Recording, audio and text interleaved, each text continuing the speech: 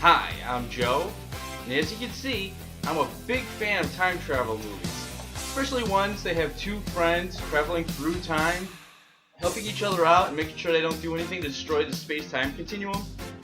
I'm actually kind of curious to see how this can translate into a kid's movie.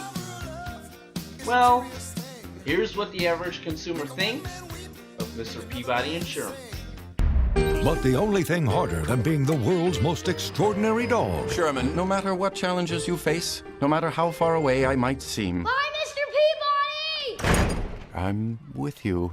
is being an ordinary dad. So who's coming to dinner, Mr. Peabody? The Petersons!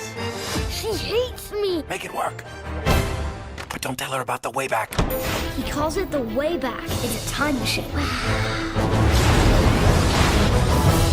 Sherman, Penny, why are you two dressed like ancient Greeks? I lost her in ancient Egypt. And I got engaged to King Tut. Then we ran out of gas. In ancient Troy. You used the way back! Yeah, she was into it. Oh my. A smart dog who likes to educate his adoptive son on history by time traveling in their time machine, aka the Wayback Machine. When the son, Sherman, gets in trouble in school, he gets threatened to be taken away from his adopted father, and the school bully, Mr. Peabody and Sherman, travel through time, and Mr. Peabody has to help. I know this seems really complicated. I mean, it should be very simple. Mr. Peabody and Sherman travel through time and get in a whole bunch of wacky adventures based on the time period they're in. But instead, they either overthought it or underthought it.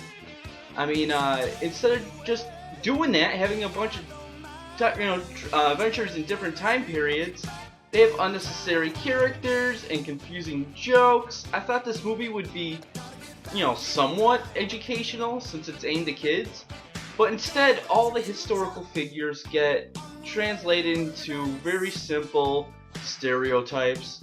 Also, all the science, which in a normal time travel movie, usually has some basic rules for the audience to understand and for the characters to try and have to deal with in order to set things right.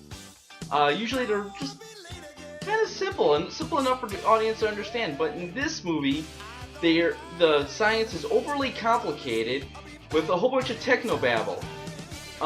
And because of that, the premise, or the climax of the movie is really complicated and doesn't make sense. I'm not sure if it doesn't make sense, or they didn't explain anything, so I had no idea what was going on. I didn't care what was going to happen.